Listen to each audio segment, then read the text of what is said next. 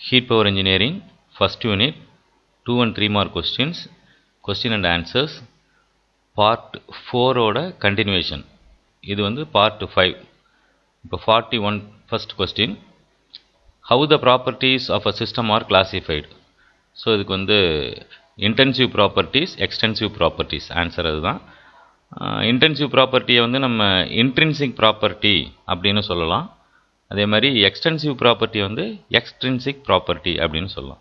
அடுத்த question 42. What are intensive properties? Give example. So intensive properties அப்படின்னா எந்த ஒரு ப்ராப்பர்ட்டி மாஸை பொறுத்து இல்லையோ, it is independent of mass or not depend on the mass of a system, அந்த properties எல்லாம் வந்து இன்டென்சிவ் ப்ராப்பர்ட்டி அப்படின்னு சொல்லுவோம். The properties which are not depend on the mass of the system are called as intensive properties. Example வந்துட்டு இதுக்கு pressure, temperature, density, etc. What are extensive properties? Give example. The properties which are dependent on the mass of the system. ஒரு சிஸ்டத்தில் இருக்கக்கூடிய மாஸை பொறுத்து ஒரு property அமைஞ்சதுன்னா அதெல்லாம் வந்துட்டு extensive property அப்படின்னு சொல்லுவோம். அடுத்த பேர் வந்து எக்ஸ்டென்சிவ் ப்ராப்பர்ட்டி முன்னாடியே சொல்லியிருக்கேன், எக்ஸ்ட்ரின்சிக் ப்ராப்பர்ட்டி அப்படின்னு. எக்ஸாம்பிள் வந்துட்டு total mass, total volume, total energy, et cetera. அடுத்த question, define thermodynamic process.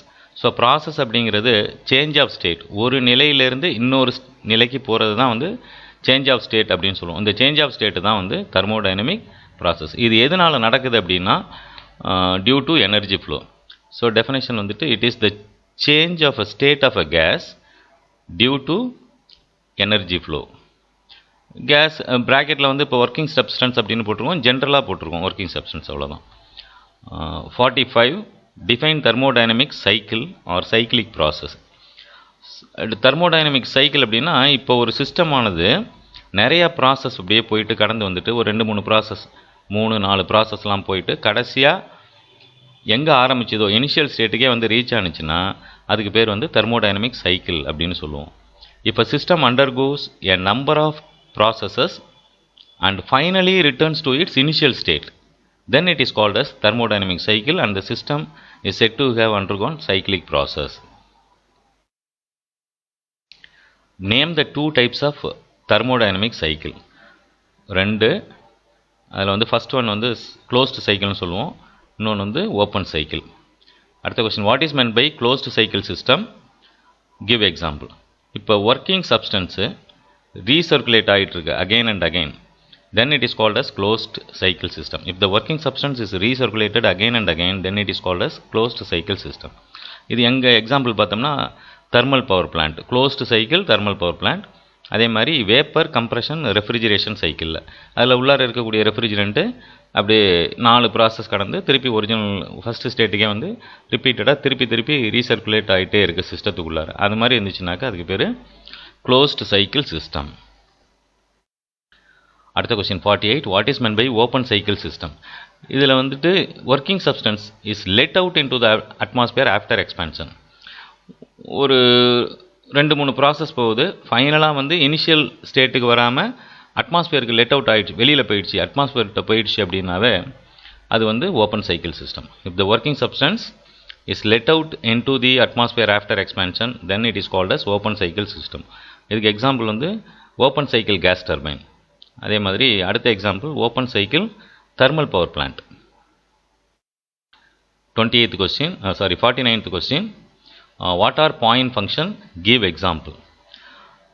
When a system undergoes a process, properties such as pressure, volume and temperature are not dependent on the path followed during the process. அதாவது ஒரு system வந்து ஒரு சிஸ்டத்தில் process நடந்துக்கிட்டு இருக்குது, ஒரு state பாயிண்ட்லேருந்து இன்னொரு ஸ்டேட் பாயிண்ட்டுக்கு போகுது. இப்போ இந்த ப்ராப்பர்ட்டிஸ் எல்லாம் பார்த்தோம், எக்ஸாம்பிள் எடுத்துக்கிட்டோம்னா ப்ரெஷர், வால்யூம், டெம்பரேச்சர்லாம் இது வந்து நாட் டிபெண்ட் ஆன் தி எந்த பாதையில் எந்த ப்ராசஸ் பாத்தில் போயிருக்கு அப்படிங்கிறத பொறுத்து கிடையாது. It depends on the individual state points. Initial state எவ்வளோ என்னென்ன இருந்துச்சு, அப்போ உள்ள ப்ரெஷர், வால்யூம், டெம்பரேச்சர் என்ன, ஃபைனலாக இருந்த ஸ்டேட் என்ன, அது மட்டும்தான் கன்ஸ்ட்ரெண்ட். அப்போ ஸ்டார்டிங்கில் உள்ள ப்ரெஷர், வால்யூம், டெம்பரேச்சர், ஃபைனலில் இருக்கக்கூடிய ப்ரெஷர், வால்யூம், டெம்பரேச்சர். இப்போ சிஸ்டம் ஒரு ஸ்டேட்லேருந்து இன்னொரு ஸ்டேட்டுக்கு போயிடுச்சு, இந்த ப்ராப்பர்ட்டிஸ் எல்லாம் வந்து பாத்தை பொறுத்து மாறுறதில்லை, not depend on the path. It is purely depend upon the individual state points. Initial point என்ன, ஃபைனல் பாயிண்ட் என்ன, இனிஷியல் கண்டிஷன் என்ன, ஃபைனல் கண்டிஷன் என்ன. ஸோ இந்த மாதிரி இருக்கக்கூடிய ப்ராப்பர்ட்டிஸ் எல்லாம் வந்து பாயிண்ட் ஃபங்க்ஷன் அப்படின்னு சொல்லுவோம். எக்ஸாம்பிள் வந்து pressure, volume, temperature. I am once again repeating.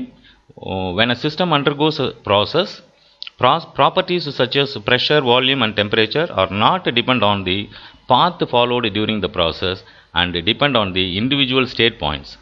So these properties are called as point function. அடுத்து 50th question, what are path function, give example.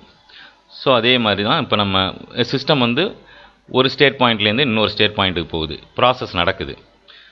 இப்போ properties, work transfer, heat transfer, இதெல்லாம் வந்துட்டு depend on the path followed during the process. எந்த பாதையில் போயிருக்கு, இப்போ PV டயக்ராமில் போட்டோம்னா pressure high ப்ரெஷரில் இருக்குது, ஒரு எக்ஸ்பென்ஷன் நடக்குது, லோ ப்ரெஷருக்கு வருது, வால்யூம் வந்து அதிகமாகுது, ப்ரெஷர் வந்து குறையுது. ஸோ இது வந்து நிறைய பாத் ஃபாலோ பண்ணி இனிஷியல் கண்டிஷன்லேருந்து ஃபைனல் கண்டிஷனுக்கு நம்ம கொண்டு போகலாம். ஸோ இந்த ஒர்க் ட்ரான்ஸ்ஃபர், ஹீட் ட்ரான்ஸ்ஃபர் இதெல்லாம் வந்து எந்தெந்த பாத்தில் அந்த ப்ராசஸ் போயிருக்கோ அதுக்கு தகுந்த மாதிரி ஒர்க் ட்ரான்ஸ்ஃபர் வேல்யூஸ் சேஞ்ச் ஆகும். So it is purely depend upon the path followed during the process. எதெல்லாம் அப்படின்னு பார்த்தோம்னாக்கா heat transfer, work transfer etcetera.